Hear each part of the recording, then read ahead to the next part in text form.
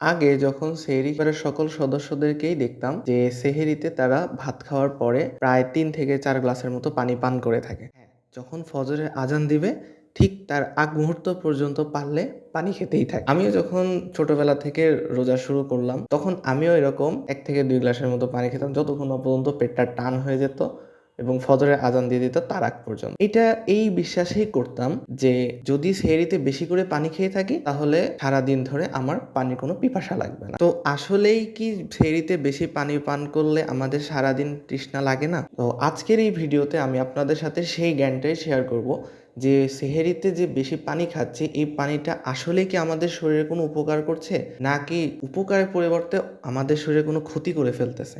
প্রথম যে কথাটাতে আসি সেটা হচ্ছে যে সেহরিতে অতিরিক্ত পানি খেলে আমাদের শরীরের মধ্যে কি সমস্যা হয়। এর আগে আমাদের শরীরে কিছু কাজ সম্পর্কে আপনাদের জানা উচিত। প্রথমত আমাদের শরীরে একটা অঙ্গ আছে যেটার নাম হচ্ছে কিডনি। এই কিডনির কাজ হলো আমাদের শরীরে যে সারা শরীরব্যাপী যত রাসায়নিক বিক্রিয়া হচ্ছে কিংবা আমরা যে ওষুধ খাচ্ছি ওষুধ খাওয়ার পরে যে ওষুধটা রয়ে গেছে যেটা শরীরে কাজে লাগলো না এরকম বিভিন্ন রকম এক্সট্রা প্রোডাক্ট টক্সিনস এই সব জিনিসগুলোকে সে প্রসেস করে আলটিমেটলি মূত্রের মাধ্যমে শরীর থেকে বের করে। যদি কোনো কারণে আমাদের শরীরে রক্তের পরিমাণ বেড়ে যায়, রক্তে পানির ভলিউমের পরিমাণ ৬ লিটার থেকে ৭ লিটারে যদি কনভার্ট হয়ে যায় তাহলে আমাদের যে ধমনী শিরা যাই আছে না কেন সব রক্তনালীগুলোতে অনেক প্রেসার পড়বে এবং এই চাপের কারণে এই রক্তনালীগুলো ছিঁড়েও যেতে পারে। এই সমস্যা সমাধানের জন্য আমাদের শরীরে আল্লাহ তাআলা একটা ফ্রি নার্ভ এন্ডিং দিয়েছে যেটার নাম হচ্ছে ব্যারো রিসেপ্টর।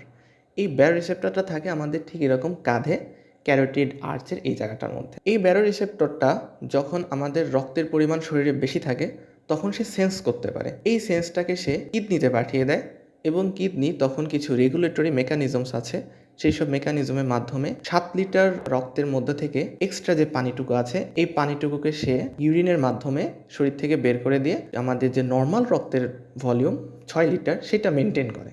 এই প্রসেসটাকে বলা হয় অসমো রেগুলেশন। তো যখনই আমরা সেহরিতে এরকম অনেক বেশি পানি পান করে ফেলি তখন পানিটা সরাসরি আমাদের মুখ থেকে স্টমাকে চলে আসে। স্টমাক থেকে পানিটা ডাইরেক্টলি অ্যাবজর্ব হয়ে আমাদের রক্তে চলে আসে। তো যদি আমরা ৩ গ্লাসের মতো যদি পানি সাহারিতে খেয়ে থাকি প্রায় ১ লিটারের মতো পানি কিন্তু আমরা খেয়ে ফেললাম। এই ১ লিটার পানি আমাদের রক্তে কিন্তু ইমিডিয়েটলি বেড়ে গেল। তো এই যে রক্তের পরিমাণ এটা আমাদের ধমনী বা শিরাকে কিন্তু ছিঁড়ে ফেলতে পারে। এইটা প্রিভেন্ট করার জন্য আমাদের এই ব্যারো রিসেপ্টর কিডনিকে একটা সিগন্যাল পাঠায়। কিডনি তখন রেগুলেটরি মেকানিজমের মাধ্যমে আমাদের যে এক্সট্রা পানিটা আছে রক্তের মধ্যে থেকে সেই পানিটাকে সেই ইউরিনের মাধ্যমে বের করে দিতে চায়। প্রায় দেখা যায় যে যখনই এরকম সেহরি খেয়ে ঘুমালাম বা ফজরের নামাজ পড়ে ঘুমালাম ঠিক আধা ঘন্টা থেকে ১ ঘন্টার মধ্যে আমাদের প্রস্রাবের বেগ ধরে যায়। তো আলটিমেটলি আমরা যে এক্সট্রা পানিটুকু খেলাম এই এক্সট্রা পানিটা আমাদের সেহরি করার ১ ঘন্টার ভিতরে শরীর থেকে বের হয়ে গেল। ফলে লাভের লাভ কিছুই হলো না। আমরা যেই পরিমাণ পানি বা রক্ত আমাদের শরীরে থাকার কথা ছিল সেইটুকু নিয়েই আমরা আমাদের দিনটাই শুরু করলাম। মাঝখান থেকে আমরা কিডনিকে এক্সট্রা কিছু এফোর্ট দিতে হলো যাতে করে আমাদের শরীর থেকে এই এক্সট্রা পানিটা চলে যেতে পারে। আবার এই যে এক্সট্রা পানির কারণে রক্তের যে পরিমাণ বেড়ে গেল এই জন্য ধমনী শিরাকে কিছু টেনশন ফিল করতে হইলো। তো এই জন্য এখানে একটা ইফেক্ট পড়লো। তো তার মানে আমরা যদি বেশি পানি খেয়ে থাকি তাহলে কিন্তু এটা আমাদের শরীরে একটা ইফেক্ট অবশ্যই করবে। তাহলে এখন মনে প্রশ্ন আসতে পারে যে যদি আমরা ১ গ্লাস পানি সেহরিতে খেয়ে থাকি তাহলে কি আমরা ডিহাইড্রেটেড হয়ে যাব? উত্তরটা হচ্ছে না। এর কারণ আমরা যদি মোটামুটি পরিমাণে ইফতারের পর থেকে সেহরির আগ পর্যন্ত যদি ২ লিটারের বা ৩ লিটারের আশেপাশে যদি আমরা মোটামুটি পানি খেয়ে থাকি তাহলে সেহরিতে আমরা কম পানি খেলেও আমাদের এটা তেমন কোনো ইফেক্ট করবে না। কারণ যখন আমরা রোজা রাখি তখন তো আমরা কোনো পানি খাই না। তো ওই সময় কিডনি কী করে আমাদের শরীরে তো তাহলে রক্তের পরিমাণ কমে যাওয়ার কথা কিন্তু এরকম কোনো কিছু হয় না। আমাদের মাথায় এখানে একটা পিটুইটারি গ্ল্যান্ড থাকে। এই পিটুইটারি গ্ল্যান্ড একটা কেমিক্যাল সিক্রেশন করে যেটার নাম হচ্ছে এডিএইচ। এই এডিএইচ মহাশয় কিডনিতে যেয়ে যে কালেক্টিং টিউবুল আছে কিডনিকে একটা জানান দেয় যে আমার শরীরে রক্ত কম পানিটাকে বের করে দিও না আমার পানি দরকার। এই কারণে কিডনি তখন ইউরিন প্রোডাকশন বন্ধ করে দেয় এবং কাউন্টার কারেন্ট মেকানিজমের মাধ্যমে পানিটাকে যতটা সম্ভব রিঅ্যাবজর্পশন করে শরীরের মধ্যে রেখে দিতে চায়। তো এই কারণে কি হয় আমাদের শরীর থেকে পানিটা বের হয়ে যায় না, ফলে আমরা ডিহাইড্রেশনে ভুগি না। তাহলে পানি আমরা কিভাবে খাবো রমজান মাস যাতে করে আমরা সুস্থ থাকতে পারি? তো উত্তরটা হচ্ছে আমরা যখন ইফতার করি তো তখন সবাই মোটামুটি শুরুই করে খেজুর তার সাথে ১ গ্লাস পানি।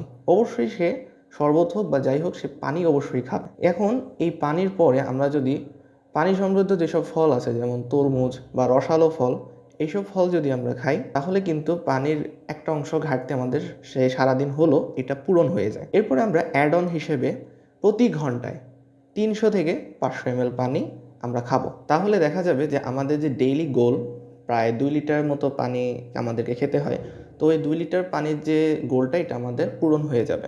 আর সেহরি খাওয়ার সময় যে পানি খাওয়ার নিয়ম সেটা হচ্ছে সেহরি খাওয়ার 5 মিনিট আগে 1 গ্লাস পানি এবং সেহরি খাওয়ার পরে 2 থেকে 3 ঢোক পানি।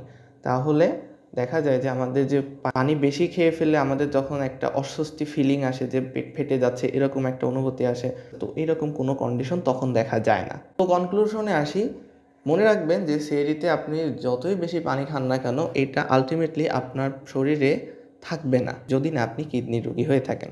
এবং দিন শেষে আপনার শরীরে যতটুকু দরকার পানি ঠিক ওইটুকু রিজার্ভ নিয়ে আপনার দিনটা শুরু হবে।